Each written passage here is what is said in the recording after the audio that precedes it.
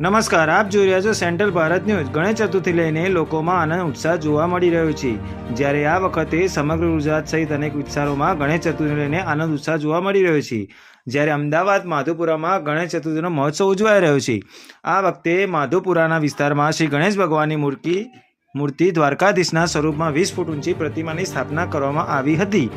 ગુજરાતમાં સાર્વજનિક ગણેશ મહોત્સવ મનાવવામાં આવે છે, જ્યારે કે સમગ્ર અમદાવાદમાં ભગવાન ગણેશ મહોત્સવ લોકો હર્ષોલ્લાસથી ઉજવવામાં આવે છે। આ વર્ષે રજત ગણેશ મહોત્સવની ઉજવણી કરવામાં આવી રહી છે। આ ઉત્સાહને લોકો નવરાત્રિની જેમ રાસ ગરબા રમીને આનંદની સાથે મનાવતા હોય છે।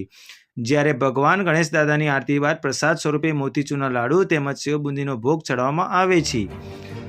સૌ સાથે મળીને સોસાયટી અને અનેક ધાર્મિક સ્થળોએ ગણપતિને રીઝવવા માટે બહેનો, ભાઈઓ, વડીલો દ્વારા રાસ ગરબા રમીને આનંદ ઉત્સાહની સાથે 10 દિવસ સુધી ભગવાન ગણેશનું પૂજન અર્ચન કરી અને અનંત ચતુર્થીના દિવસે ગણપતિ દાદાનું વિસર્જન કરવામાં આવે છે।